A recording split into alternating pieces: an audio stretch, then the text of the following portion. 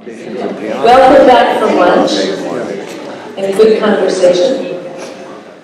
It's really a pleasure to introduce the next speaker, Renee Baillardgedon. Renee was born in Quebec, Canada. She received a bachelor's degree from McGill University in 1975, and of course, her PhD from the University of Pennsylvania in, I don't know when. 81. Sorry, in 1980. And she conducted her doctoral research with Rochel, Gelman, and secondary research with Liz Coffey. So she's certainly among friends in this room. Rochel then did a postdoc at MIT with Susan Perry, spent a year as assistant professor at the University of Texas at Austin, and then she moved to the University of Illinois, where she's now the alumni distinguished professor of psychology and Center for Advanced Study and has been there since. Renee's research focuses on early causal reasoning in 4 core domains, one of which you'll hear about today: physical, psychological, biological, and socio-moral reasoning. She's been recognized for this work by a long list of awards, both for young scientists, middle-aged scientists, and I'm sure soon senior scientists. So Renee, thank you. Oh, more than middle-aged.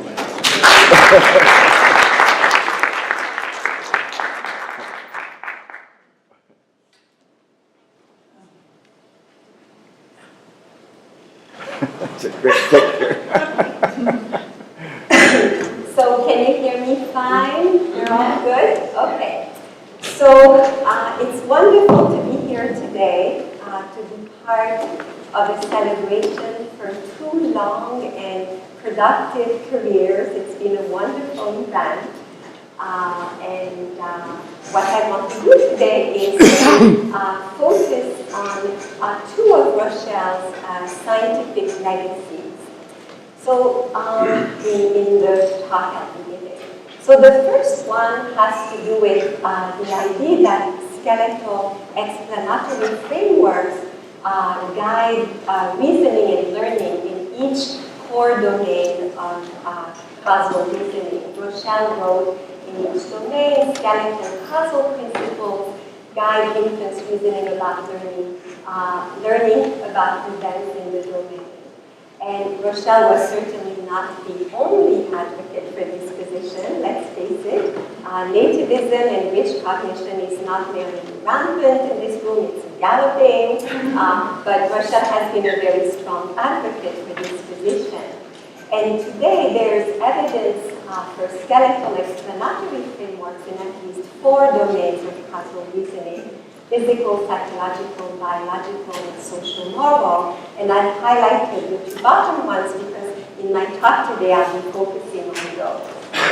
So the second legacy from Rochel's work that I'll be focusing on is a specific principle that she proposed, which has to do with biological reasoning. So it's very aptly named the innards principle. So what Rochel suggested was that when young children identify a novel entity as an animal, they expect it to have innards or filled insides. The principle is neutral or agnostic about the specific nature of these insides, but nevertheless, the assumption is that these insides are essential for the animal's behavior. So what I'll be doing today is first telling you about 2 projects, one published, one ongoing, that are being conducted in collaboration with Rochel, that provide a test of the innards principle. And then I'll be telling you about some work that we're doing, looking at social moral reasoning, and they'll focus on the principles of fairness and improved love. So let's begin with the innards principle. So in our first project, Who's Got Guts, what we asked was whether young infants would expect a novel entity that they identified as an animal to have filled insides. This was done in collaboration with then students Pepe Seto and Li Wu and with Rochel. And we reasoned that if the answer to this question was yes, young infants expect animals to have filled insides, then it would certainly provide evidence for the innards principle and more generally suggest that even young infants engage in biological reasoning or have biological or quasi-biological expectations about animals. So to address this question, we first had to address the issue of, well, how would young infants identify a novel entity as an animal? And reading the relevant literature, many of the people here have contributed to it, there were at least two ways that they might do so. One was that infants might tend to view a novel entity that gave evidence of being both self-propelled and agentive as an animal. And the other one was that infants might view as an animal a novel entity that presented cues that babies had learned to associate with animals. So in our published report, we actually use both of these ways, but today I'll just tell you about the first one, where we introduced novel entities and showed to babies that they were self-propelled and agentive. So we tested 8-month-olds using the violation of expectation method, and we had 4 conditions. So as I said, we introduced infants to 2 novel entities, and we asked infants whether they thought this entity should have insides. We tested this in a number of ways. The way I'll be telling you about today was that we would simply rotate the entity and show that it was entirely hollow. So if infants expected the entity to have insides, then they should detect a violation when it was revealed to be completely hollow. So infants were assigned to one of 4 conditions. So in this first condition, these entities were both self-propelled and agentive. So our prediction was that we would expect them to have insides. For another group of babies, the same entities were self-propelled but not agentive. So they should not be identified as animals, and infants should have no particular expectations about whether or not they should have insides. And similarly, if they were non-self-propelled or inert, agentive, not an animal, no expectations about inside, and of course if they were neither. So this is the setup for the experiment. So the baby sits on the parent's lap. The parent is asked to close their eyes during the study. The baby faces a puppet stage apparatus. The curtain goes up at the beginning of each trial. There are 2 experimenters at the back producing the events. There are 2 observers hidden on either side of the apparatus behind these flaps. You can see a little hole that they use to observe the baby. And there's also a camera above the mother's or parent's head that records what the baby sees, and a camera here that records what the baby does. And all sessions are checked offline for observer and experimenter accuracy. So the baby is watching, this is one of our novel entities. And so in the self-propelled agentive condition, here's what the baby saw. So in this first event, they first see the can that we just saw sort of like move gently back and forth on its own.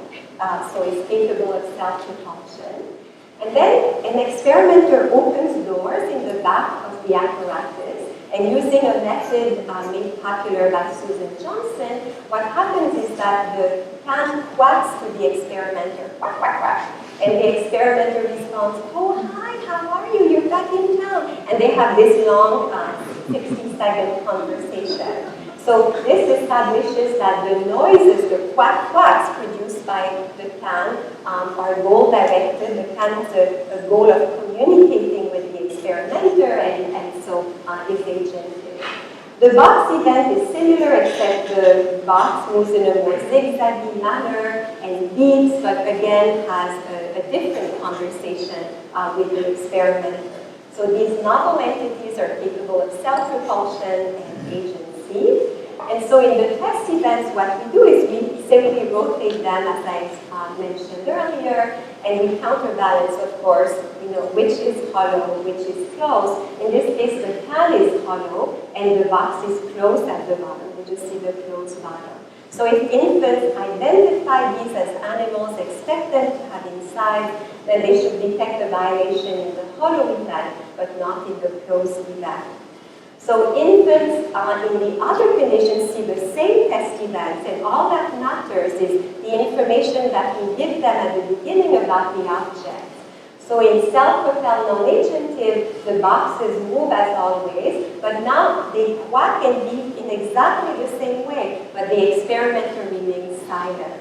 So here again, we use a method developed by Susan Johnson. In that case, it's just random beeps or quacks that are produced, and they're not identified as evidence for agency. So these should not be animals. In the self-propelled in the next condition, non-self-propelled agentive, so the can and box have a conversations as before, but now they are inert, so they never move. So they have the conversation, but they never move. So we have evidence for agency, but not evidence for self-propulsion, should not be identified as animals, so the inert principle should not apply.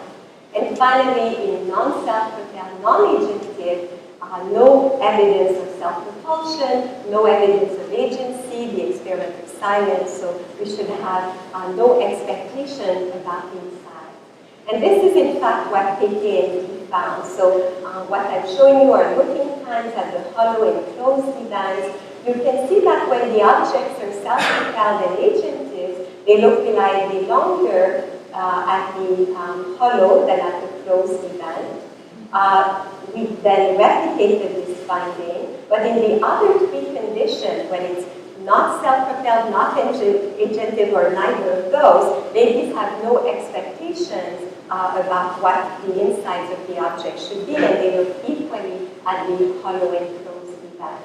So nice evidence in support of the inerts principle. So in the current project that's still ongoing, what we're asking now is whether babies not only expect animals to have filled insides, but insides play a role in the animal's behavior. So is self-propulsion possible once the insides of the animal have been removed? So self-propulsion after extubation, or does life take guts? And so this is a project with Peke, Seto, Rochel, and Clark Garrett. And so here again, if babies not only expect animals to have insides, but understand that once these insides are removed, the entity should no longer be capable of the same behaviors, this would provide very strong evidence for the inerts principle and the role of these inerts in making possible the entity's behaviors. So we are testing 7-month-olds using the violation of expectation method. We're focusing on self-propulsion at this point as the behavior. And so in one condition, our entities are self-propelled and agentive. So if the inerts principle is correct, and once the inerts have been removed, babies should detect a violation if the object moves again. However, if the object are self-propelled but non-agentive, they should have no particular expectation after the inerts are removed as to whether it should move or not, and it should be fine if it does so. So here is the self-propelled agentive condition. So the baby sees the can move, it moves back and forth and then pauses. The box moves as before, first about 15 seconds and then pauses. And then we show our agency events, same conversations that you saw before. So we demonstrate that once again, they're self-propelled and agentive. Now we go to the insights event, which are always very fun to explain to our moms and dads and bring their babies to. So we of course counterbalance which entity is hollowed out.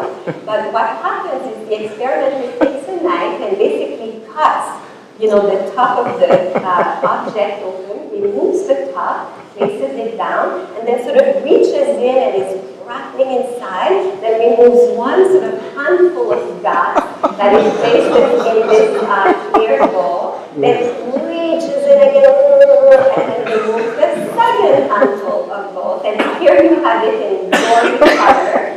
What you can buy online is just amazing. And so Peke created these lovely guts for the entity. And then we show the babies that it's completely hollow now. And then place it down, cut side down. And then she removes all of the other objects and me. And there's a pause scene, so the baby can look at the object until they look away and the trial ends. And I'll be showing you the looking times at the pause scenes at the end when the entity is alone on the apparatus floor. So for the other object, we simply reveal the closed bottom, and of course we don't remove the innards of the other object. And it again ends with a pause scene where the object is alone on the apparatus floor. So we had an object, we sort of demonstrated that it was self-propelled agentive, so likely to be viewed as an animal. We remove all its guts. So what do infants expect now? So what we show them here are exactly the same events that they saw at the beginning. So in the hollowing event, the same object that's been hollowed out moves back and forth for about 15 seconds and pauses, and then same for the closed box. Okay, and babies actually see only one of these two events. It's counterbalanced across babies. And we're going to compare the looking times of the infants in this self-propelled agentive condition, where the entities are likely to be viewed as animals, to a self-propelled non-agentive, where again the box can do exactly the same thing always. It's just that the experimenter remains silent, and so it's not evidence of agency. The object should not be viewed as animals, and so on and so forth. So here, just to sort of reassure you that our babies are not scandalized by our inside events, these are the pause scenes at the end after we remove the guts. And you can see that in the self-propelled agentive condition or the self-propelled non-agentive, they look equally at these objects. They're sort of perfectly happy to have witnessed this gut removal, and they're sort of, not particularly more interested in one object than the others. But in the test events, remember that the objects now move, and we see a different response. In the self-propelled agentive condition, babies will be likely longer when the one that's being gutted out moves back and forth and then pauses than the one that was not gutted out. And of course, when they're not animals, then they look equally. So what this provides, I think, assuming the results hold and so on, provides very nice evidence for the innards principle and the idea that they not only view this, not only have the expectations that animals must have insights, but that they really play an essential role in the animal's behavior. So it feels much more like a biological expectation. So what Pepe wants to do next, and this idea of removing insides and so on are built on work by Susan Gelman. So what Pepe would like to try next is to remove all the insides, show the baby that the object is hollow, and then put back the insides.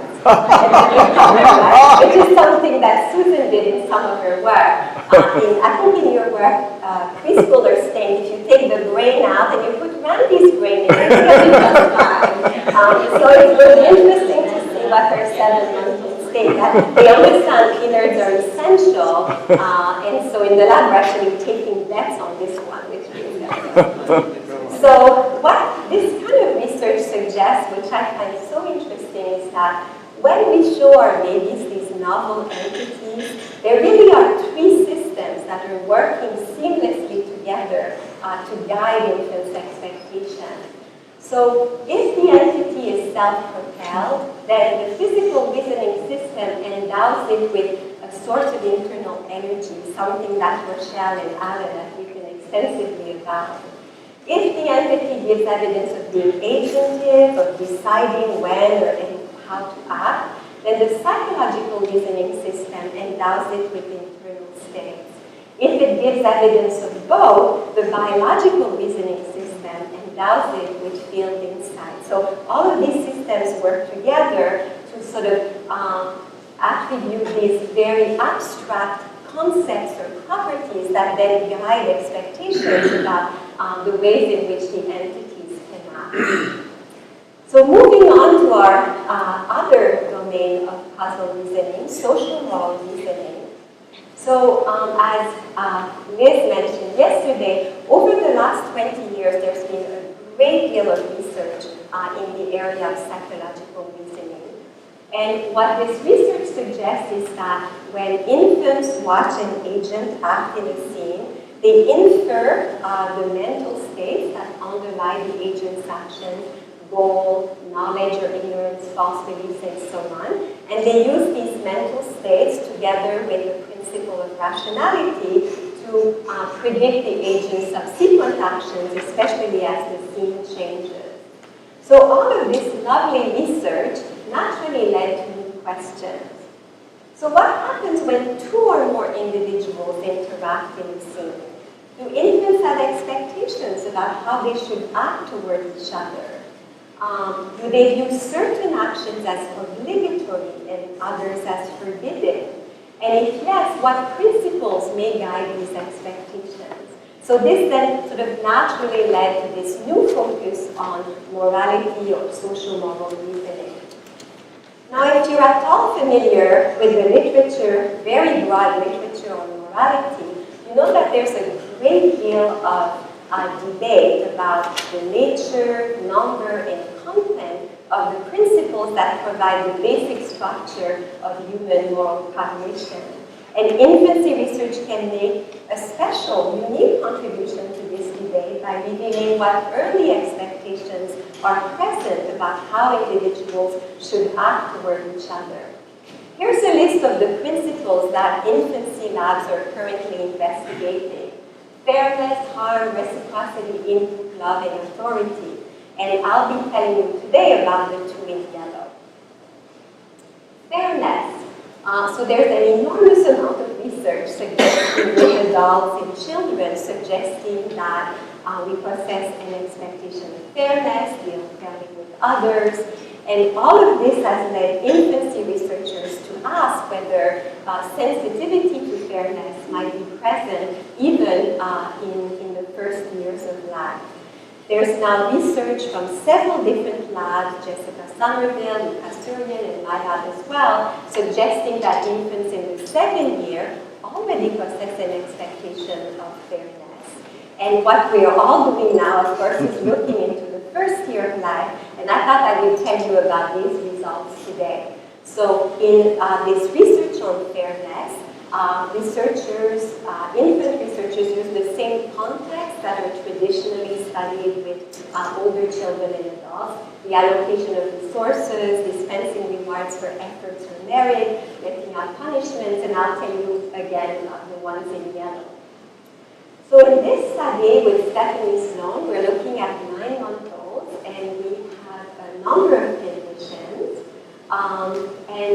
These are the potential recipients in our task looking at allocation of windfall resources. And we use the same setup as always. And I love this picture because of her little hands there. She's very politely watching this show. She's a star subject. So in the experimental condition then, the penguins, very bright, colorful penguins, are dancing away. The babies love this.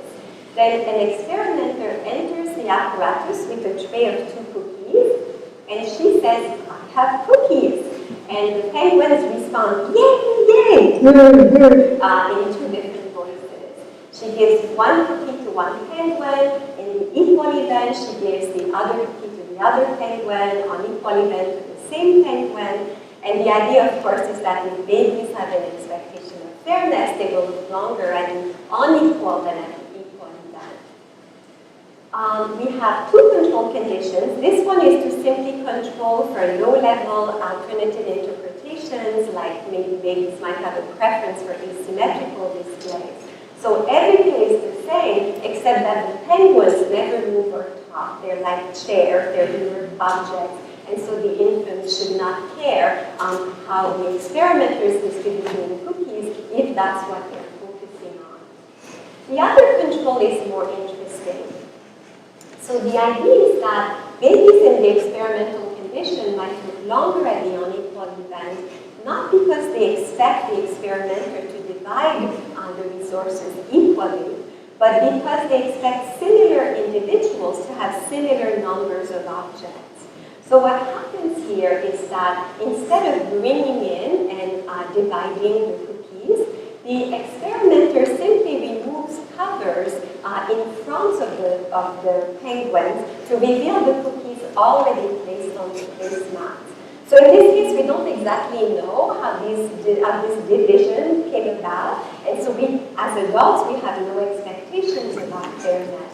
And so the idea is that if babies are really focusing on the experimenter, and if she's going to divide the cookies, she should do so equally, then in this condition, they might look equally at the events because we don't exactly know what's going on. So in all of these conditions, after the experimenter completes her actions, she leaves, and the penguins look down at their placemats. And what I'm going to show you are the looking times at these past scenes at the end. During the events, the babies tend to be riveted and they watch the whole time. So it's really at the end, as they're processing the events that they just saw, that we see their sort of differential responses to the events. So what Stephanie found is that, as hoped for, in the experimental condition, the babies look reliably longer at the unequal than at the equal event. When the penguins are inanimate, they look equally at the events. And when the experimenter simply lifts covers to reveal the cookies already divided, we're not quite sure how this happened, then the babies look equally at the events again. It's sort of like if I have $5 in my pocket and Rochel has $10 in her pocket. Is that fair or unfair? We don't know how it came about. We have no expectation. So this suggests then that by 9 months, an expectation of fairness might already be in place. Stephanie and other lab-mate Melody are now testing 5-month-olds, and the results look exactly the same. So this seems to be present very early. But it raises the question of what exactly is the infant's concept of fairness here. So one possibility is a very simple notion of equality. We should treat everyone the same. But a more interesting concept would be one of equity, where the baby analyzes in the situation who deserves what. So equity has to do with just deserves, who deserves what in the situation, and that's kind of what guides their reasoning about fairness. So to study that, we have to get away from this kind of situation where the fair action is to give one to each. Each is entitled to an equal share of this windfall resource. We have to look at situations such as the dispensation of rewards, where effort or merit will not matter, and actually giving the same reward to 2 individuals where one is a worker and one is a slacker would be the wrong thing to do. So this is a study that's ongoing, but the results look great, so I thought I would give you a preview. So this is with Melody by Dawkins and Stephanie again, 9-month-old. We use praise as a reward. Works for me, and we have 2 conditions, praise both or praise one of the experiment here. So in the first trial, what babies see is this experimenter, and she has a clear bin, and she removes pieces from the bin one by one, and they just stack up, and it creates this very beautiful owl. Okay? So we show the babies with these pieces, you stack them properly, and this is what it does. And there's actually a little picture of the owl in the bin, so it's kind of what you're supposed to do with these pieces. Then in the test trial, what happens is that the experimenter is now joined by 2 individuals, and she gives each one of them one of these bins and says, "Here, have fun, I'll be back." And then she closes her window, she goes away. While she's gone, in the both build event, both of the individuals build an owl. In the one builds event, one builds the owl, but the other one does not. She just kind of like fiddles with the blocks and doesn't build it. Then the experimenter comes back. In the both build condition, so she first inspects to see what everyone's done. She says, "Good job, wow, good job," to this assistant to build the owl, and then she does the same to the other one. They both build, they both get praise, everything's good. In the one builds, though, what happens is that she first praises the assistant to build the owl, but then she does exactly the same to the one who didn't do anything, right? So if babies think, wait, in this situation, she clearly deserves praise, but she does not, then they might look reliably longer at this event, okay? And of course, the praise one condition is just the opposite of that. So she gives them the bins, they both bill, but only one of them bills. But what happens here is that in the one bill that you can see, she praises the one who billed, and then she simply looks neutrally at the one who did not. Like one of the Rochel looks that she's giving me right now. Okay. But in the both bills then, what happens is she praises this lady, but she simply looks neutrally at the other one, even though she did bill the now. And of course, we counted that inside that. So the idea is that in this situation, both deserve praise, and yet only one of them gets it, and so babies should look longer at the both bill value. And we haven't finished the data collection, but it looks great. So when babies look longer, if the experimenter praises both, when only one of them did the work. If she praises one, then they look longer at the event where they both did the work. So it's very consistent with this idea that by 9 months, babies may already have a notion of fairness that's close to a concept of equity. Who deserves what in this situation, and they expect the experimenter to act accordingly. So let's go on to the principle of in-group love. So this is by far the most controversial of all the principles being investigated today. There are many views on this principle, and let me just tell you about 3 of them. So the moral view is that there is a moral principle of in-group love, which states that individuals in the social group should act in ways that sustain the group. As Marilyn Brewer said, group living is our survival strategy as humans, and we have evolved a number of biases and tendencies that support group living and create obligations and so on. In contrast to this, and this view is associated with Marilyn Brewer, Gallistel, Jonathan Haidt, and others. The societal view, which comes more from the line of Turiel, Killen, and others, is that there is no such thing as a moral principle of in-group love. All expectations about groups are gradually acquired, and they belong to the societal conventional domain.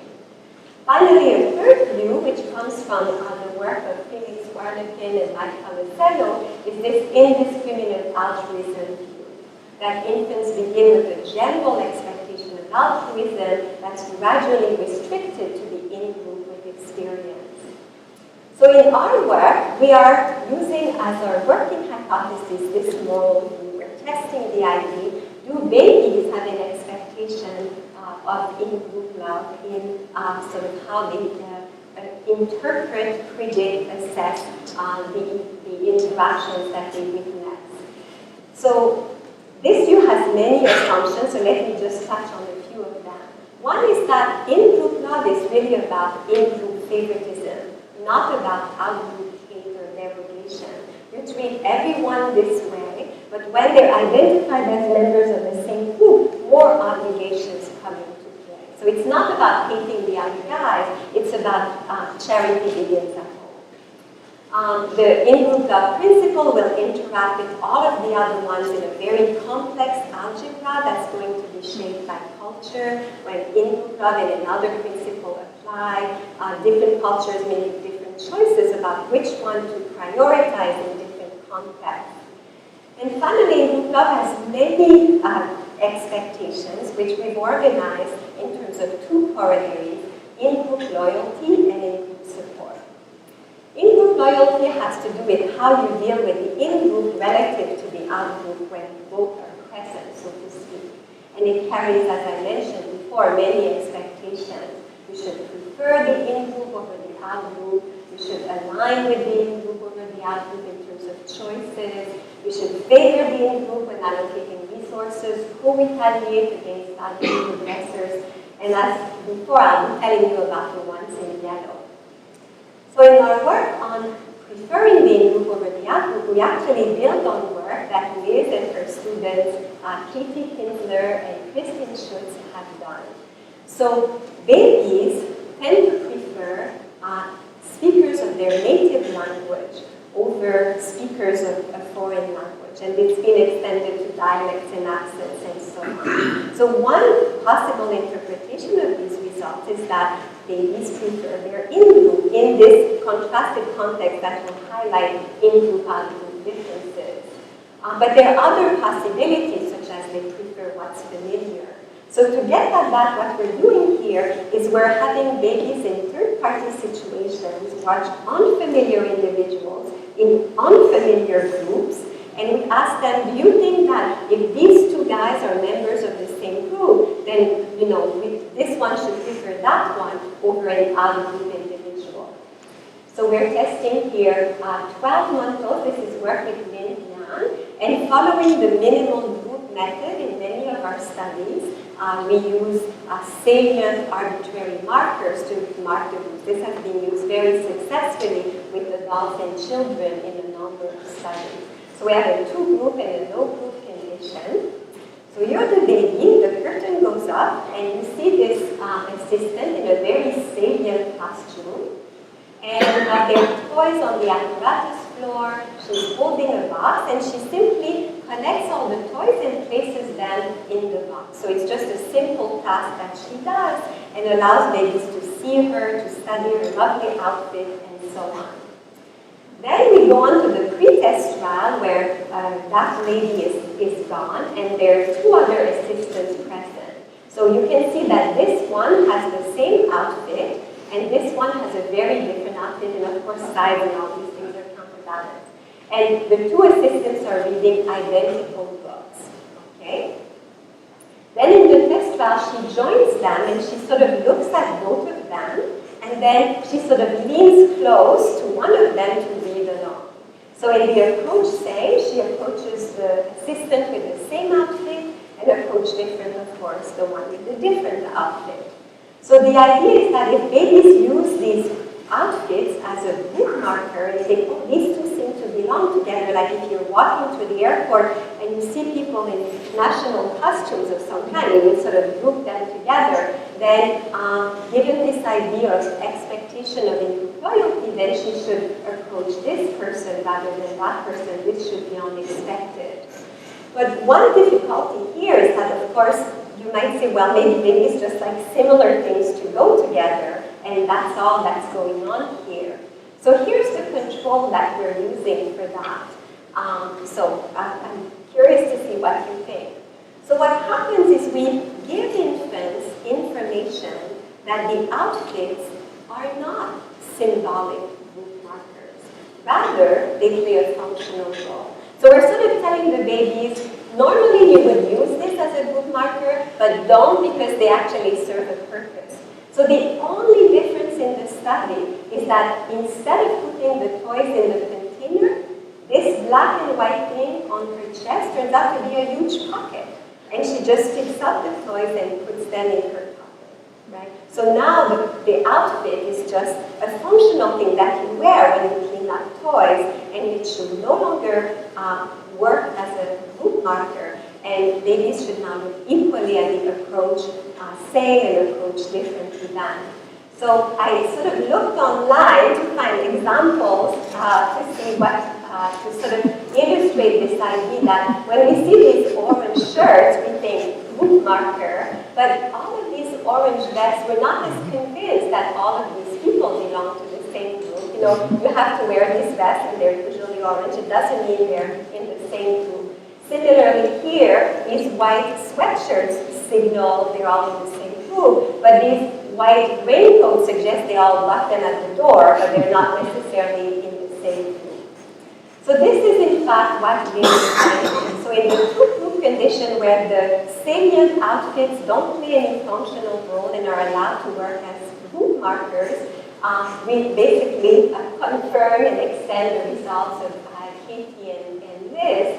Babies expect approach same and detect a violation as we approach differently than, but when they're no longer allowed to work as group markers, there's no expectation. So it's not a similarity, like similar pink things should go together. Favoring the in-group when allocating resources, another facet of in-group loyalty. So this is work with Lin Yan, Stephanie Sloan, and David Primack, 19-month-olds. And here for our groups, we're using giraffe puppets and monkey puppets, which babies spontaneously categorize in different groups. And I'm going to tell you about two conditions. In the fairness condition, the monkey is going to be dividing two toys between two giraffes. So, and then in the other condition, the monkey will be dividing the toys between a giraffe and a monkey. And of course, we counterbalance monkeys and giraffes, so we'll use this example. So it's important to do both because here, in order to be able to say that we're pitting fairness against in-group loyalty, we need to know first that babies say fairness applies when a monkey is dividing resources between two out-group individuals. They might think fairness only applies within the group. So we need to first demonstrate, okay, I'm not sure why he's doing that, but if he's going to be dividing the two toys between the two giraffes, he should do so equally. And so I'll first tell you about this, then we'll move on to that. So this is very much like our penguin experiment. The monkey brings in toys, I have toys, yay! And then divides them either equally or unequally. And babies look again relatively longer when shown the unequal than the equal events. So if a baby gives things to two penguins or a monkey gives things to two giraffes, babies expect fairness. So now the plot thickens because our monkey is giving something to a monkey and a giraffe. So what are going to be babies' expectations here? So in the favors on group, the monkey gives both toys to the monkey recipient.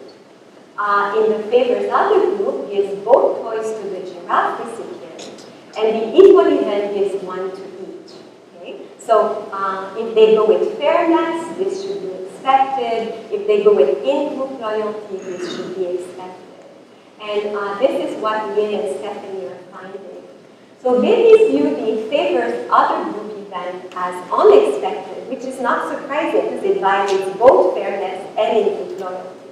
They view favors on-group event as expected, giving everything to your group is right. And equal event is unexpected and just as much as the favors other group. So they view giving anything to the other group in these circumstances as unexpected. So it suggests that in this context, in-group loyalty trumps fairness. That's what we should go with. But then we realize we might have sort of like stacked the deck in this direction because we have, of course, two monkeys and two toys. In a way, you can think of this as this monkey passing on the toys to the other monkey in the family. And so there's not enough to go around. And what would happen if instead we had three toys, one for each puppet, with infants then show a different pattern of expectation. So this is what we did next. So in the three-toy condition, we have the favors on group, where again we give two to the monkey recipient, then the monkey distributor always leaves with the third one. Here gives both to the giraffe, leaves with that one, and then leaves with that one. And so what we find here is a different pattern. So giving everything to the giraffe is never right.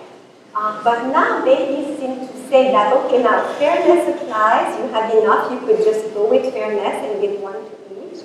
But in-group loyalty is also another way to go. You could keep both toys for your own group. So what this suggests is that at 19 months of age, infants in our culture haven't yet learned in this kind of context which one to prioritize. Like you could go with fairness or you could go with in-group loyalty, and I'm not quite sure what to do. Work by Olsen and Stelke shows that by 3.5 years of age, babies have this straightened out. So that when there is enough, they're all sitting around the table, when there's enough for everyone, you have this to be expected. So sometime between 19 months and 3.5 years, babies learn in my culture, when these two principles apply in this sort of context, this is how I'm meant to prioritize these expectations. Last part, in-group support. So when dealing with your own group, how should you behave? And there's lots of expectations here again. You should act pro-socially, provide help and comfort. You should limit negativity. You refrain from unprovoked negative actions for retaliation. We should also act to maintain positivity via social acting. Oh, Grandma, I love these socks you do for Christmas, social acting. So I have a line of research on that, which I think I'm the only person in the world who loves it. It's very fun research. Okay, so next I'm going to tell you, as always, about the two in yellow, helping and refraining from negative actions. So helping. So do not infants view helping as obligatory within group individuals, but as optional with out-group individuals. So this builds on many of the remarks that Liz made yesterday. Felix Warneken and his colleagues have shown that when a baby interacts with a well-familiarized experimenter, who, for example, drops something, the baby is likely to help pick up the object out of reach and give it to the experimenter. If the experimenter is not well familiarized, this does not apply. So one possible interpretation is that babies view the experimenter perhaps as sort of an in-group member and then sort of are more likely to help in this context. This also mentioned the help and hinder events of Kylie Hamlin, which are probably familiar to many of you. So one important thing to know is that in the habituation phase of these experiments, when they show the help and hinder events, babies look equally at them. In study after study after study, babies look equally at the help and hinder events. They do not view the hindering event as unexpected. And what I'm suggesting here is because they're given no clue that these two individuals belong to the same group or not. So there's no expectation to help because they're not necessarily in the same group. But then when you're given a forced choice, who do you want to have lunch with? They choose the helper, of course. You would all do the same. So what we're asking here is there a set of circumstances under which not helping becomes unexpected? And what we're suggesting is it has to do with in-group. Within the group, you have to help. Not in the group, you can if you want to. Remember, it's not about how you pay. It's like at the airport, somebody trips. You can help if you want or not. It's not obligatory to help in that context. So that's what we're doing. And here, instead of outfits, we're using nonsense syllables, building on work by Sandy and others, to mark our groups. The curtain opens, and what you see are three assistants. This lady says, I'm a them. She says, I'm a them too. She says, I'm a pig. Okay, so them is a naming phrase, signals a category, a social group. So the two thems are going to be members of the same group, and the pig will be a member of a different group. And we repeat these a few times so that babies learn the labels and remember who's in what group, because of course they have to remember all that information.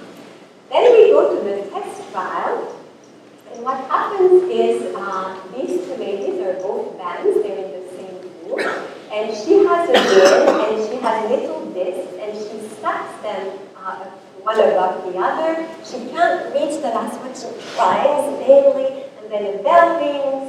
Oh, I have to go out and back. So this is one of the out-of-reach scenarios of Felix that works very well.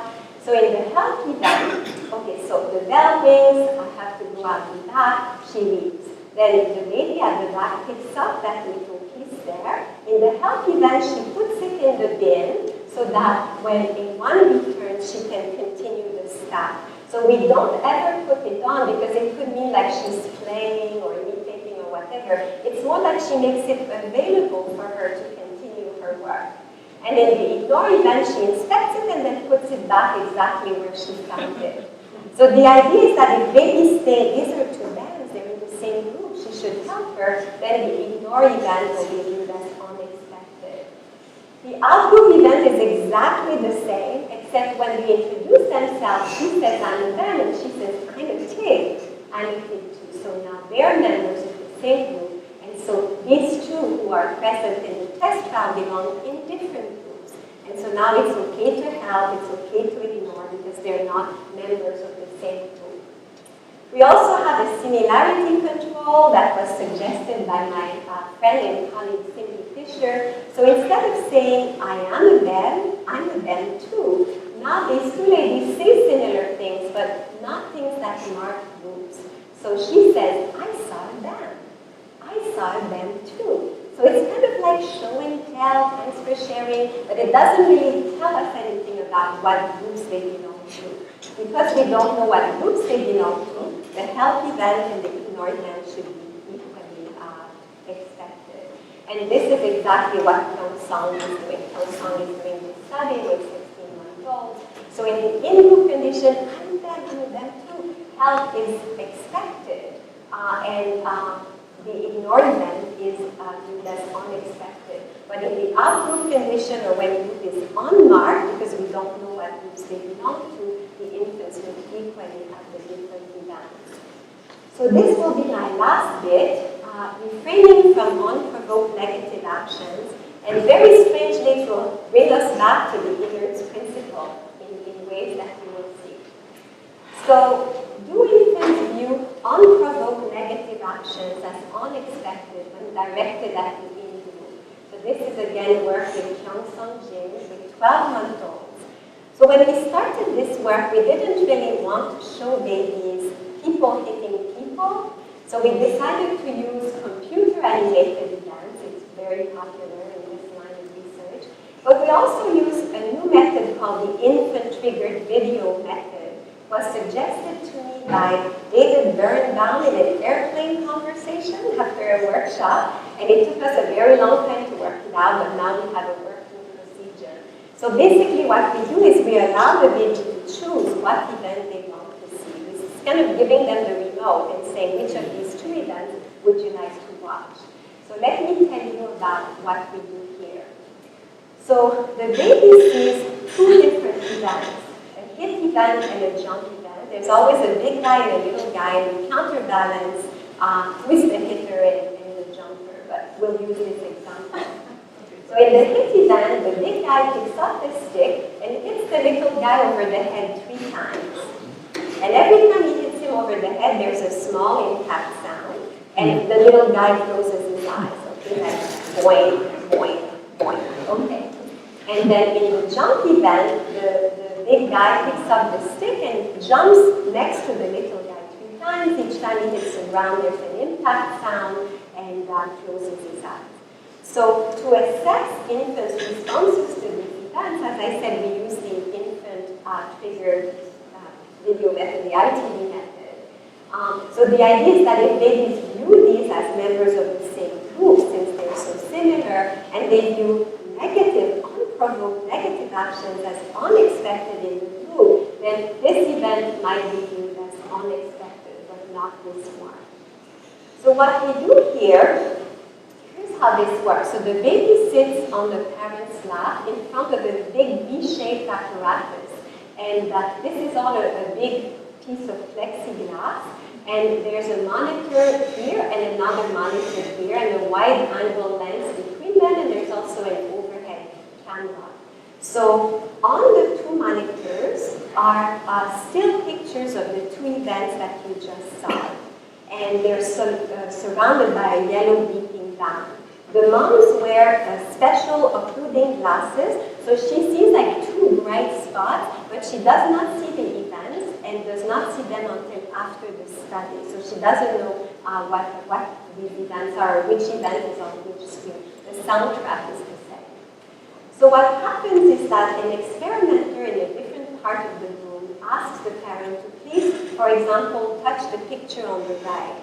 So the mom just touches the picture, and the experimenter activates the jump event. So this picture becomes gray, and the baby gets to see the jump event we saw a moment ago. After the event ends, the 2 pictures come back, right? Choice period. Please touch the monitor on your left. The mom touches the one on the left. This goes away, and then this event plays. So we only do those 2 demo tracks, so the baby gets to see the event on one monitor, the event on the other monitor, and that's it. So they see what the events are, and they also see how you trigger them. You just touch the thing. And this is not, by the way, touch screen. So the experimenter simply monitors which screen the baby is touching, and the program triggers the appropriate event at the right time. So after the baby has seen the two events, the mom's on a wheelchair and she just kind of scoots forward so the baby's little arms can now reach the monitor, and the baby is allowed to make their own trigger. So we're basically asking them, you've seen these two events, which one do you want to see again?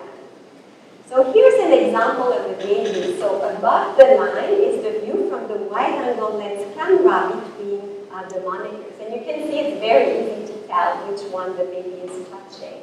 And below the line, of course, are the two events. And this part is hidden from the experimenter during the study. So they just monitor, like observers, which one is being touched.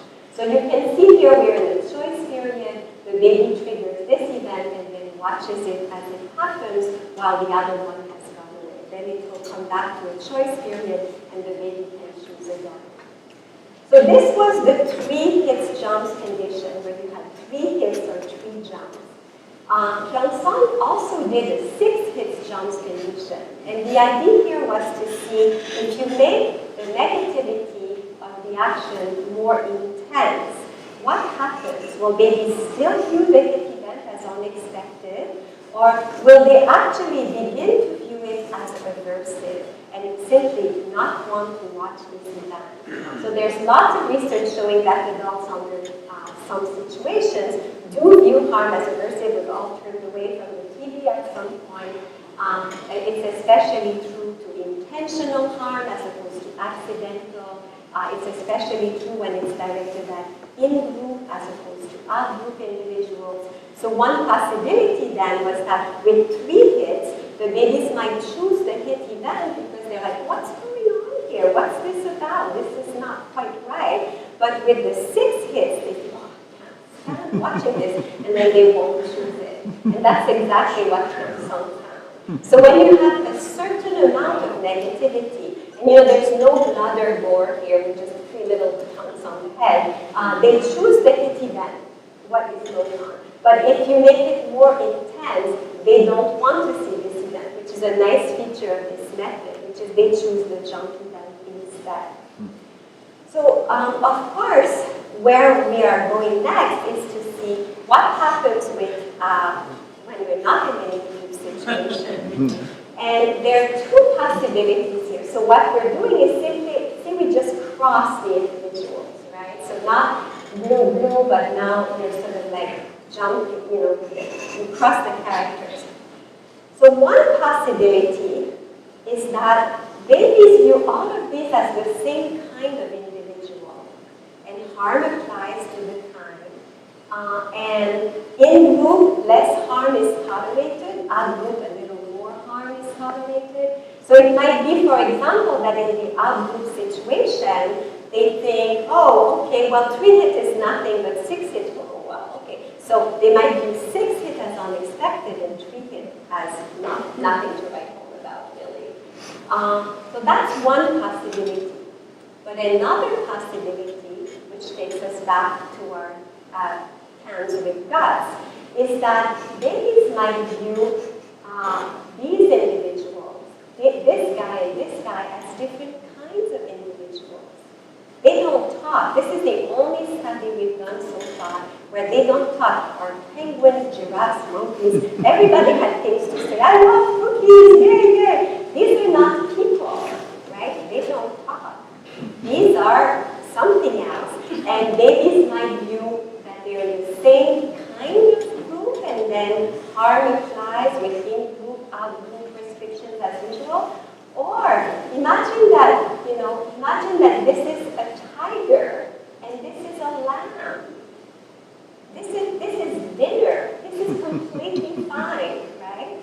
So remember what Pepe did to her can. She had a lovely conversation with it, like, hi, you're back in town. Beep, beep, beep, beep, beep. Then she cut it open, she removed all the guts, right? And babies were completely fine with that. They had So in a way, like, it raises this very interesting question of if babies view these as members of different kinds, that within the people kind, you'll just have the in-group, out-group thing as usual. But if you cross kinds, apply the same way. It cannot apply the same way. Tigers eat rabbits every day for dinner. It's a biological imperative. So that's kind of where we are now. We want to do a version where they don't talk and a version where they talk. To see when they talk, you're sort of really all there, honorary people, and in group, not too much, out group, a little more tolerated. But if you cross kind by simply not having them talk, then it may be that really killing them, gutting them, and cooking them is exactly the right thing to do. All right, so we're taking bets on this one. If you have any, not sure yet what's going to happen. So what I've told you today first is about biological reasoning. They have very early expectations about guts or inners, supporting Rochel's ideas about the inners principle, animals that feel inside, we need these insides to function, in particular to move. We've talked about social moral reasoning, expectations about fairness in distributing we call resources or rewards for effort. We've talked about in-group love and expectations about in-group loyalty. You should prefer your group, favor your group, and allocating at least limited resources. And in-group support, help your in-group members in need of assistance and limit negativity toward the in-group. So before closing, I just want to call your attention to the fact that in selecting this particular concoction of findings today, I had an interior motive. We look closely at the words in yellow. Who does that remind you of? Who have you been hearing about today? So, with respect, we've certainly heard that Rochel had plenty of guts in the questions that she chose to study in her research.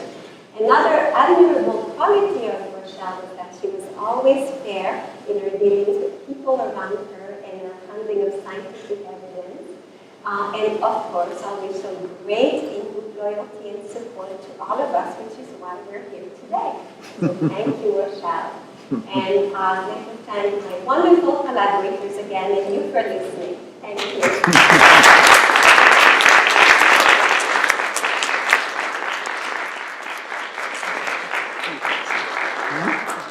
Oh, yes, absolutely. Yes, I agree. We have time Yeah. for a question or two? Yeah. And thank you. Thank you.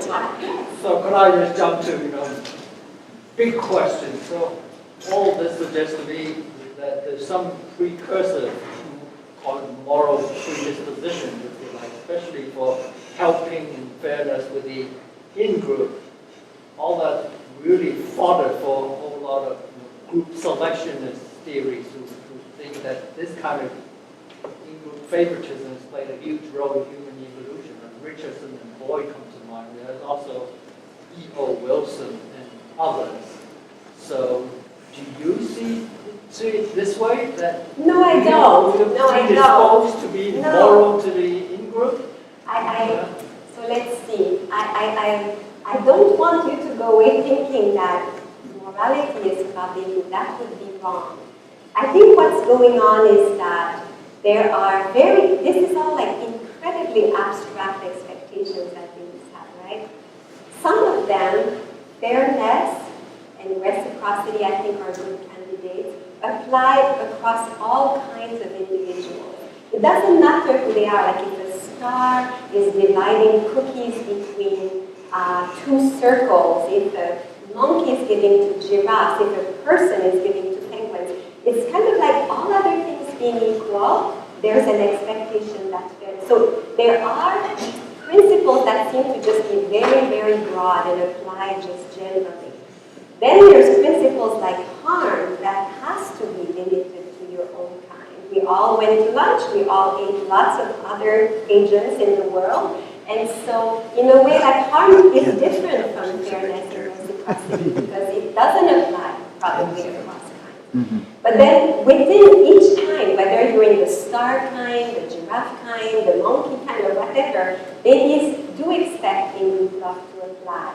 So they don't know exactly what these little blue boxes are, but they seem to be in the same kind, and in-group love will apply. So it's as though in each situation, they sort of decide what principle applies, and the principles don't all apply exactly the same way to all individuals. Some apply broadly, some apply within a kind, some are really about in-group, within any kind. And so it's a complex, but I think plausible algebra that's going on there. Okay, So there are general things that apply. Harm is a bit different because you have to eat, and then everything else is, but in-group, within any kind, as soon as you identify individuals as members of the same kind, additional expectations come into play because for the group to survive, limited resources, energy, blah, blah, blah, it has to be the case. I think too long there, sorry, elaborating away. Ellen. Great. Really fascinating. I have a question about the innards studies. Okay. So, you have some sense that these attention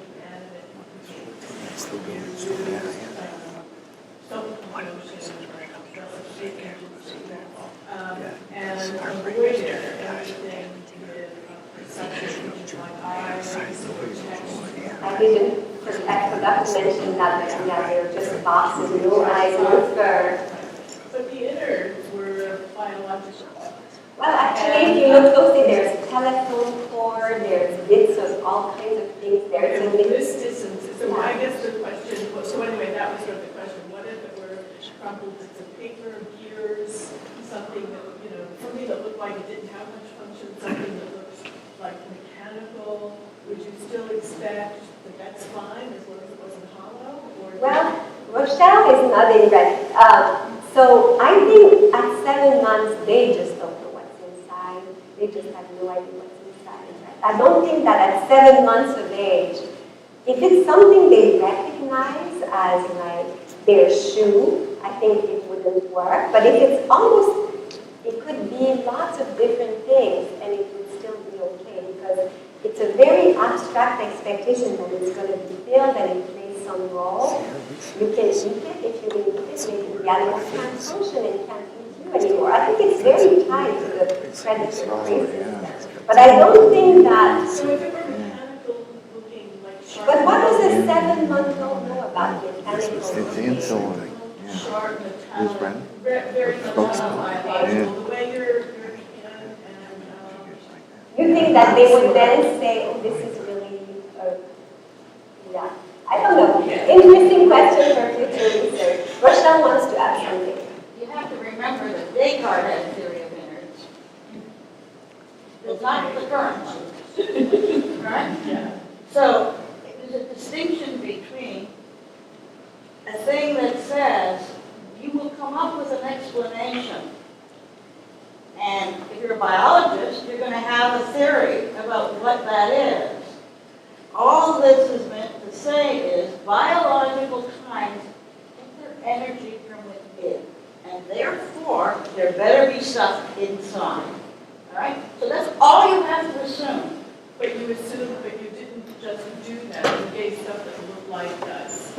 Yeah, maybe like Very that. nice. Well, actually more. All right?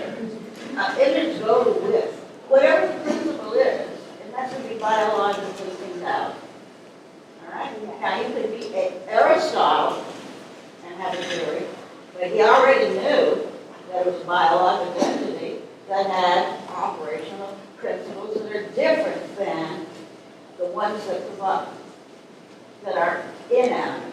And the real fundamental issue is the source of energy is from within, as opposed to external transfer of energy. All right? And that's all you really should be thinking about. And that what that goes with is really critical. But I guess the question between the two questions might be, maybe where these questions are all coming from is going back to the general question, the general proposition that you offered, which is there are skeletal principles which will then be filled in. And so this is possibly a question of, given that there are skeletal principles, like it's got to have it inside, the most general of them, when do you start to have expectations about which kinds must have it inside?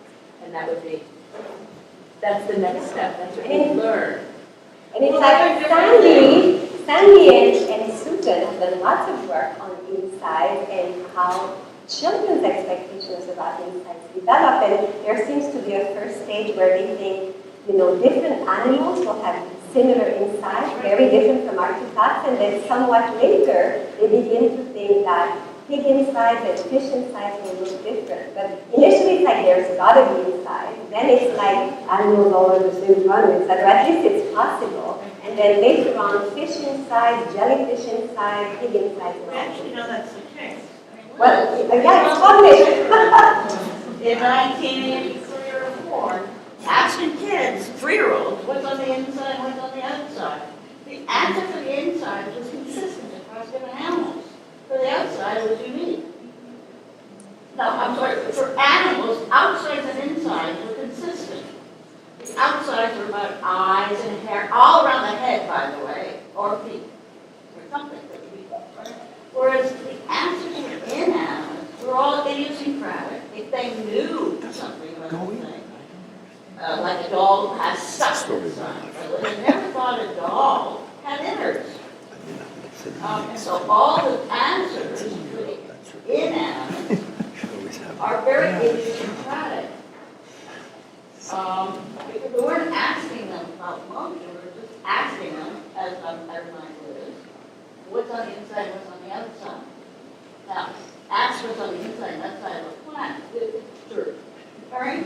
So, nobody is, you shouldn't be thinking about what do they know, just as the biologists collect the data that would tell them what it means to say is on the inside. But if I can add one word here, I mean, we can both agree with Helen that if this kind of method works well, if the data can continue going well, we'll look at agents, index, and so on, but this method works well. It is a way to begin to address the question you raised. You can use violation of expectation with $3 and works like a charm. And so we can begin to ask, when do they view it as surprising? When it's newspapers or gears inside.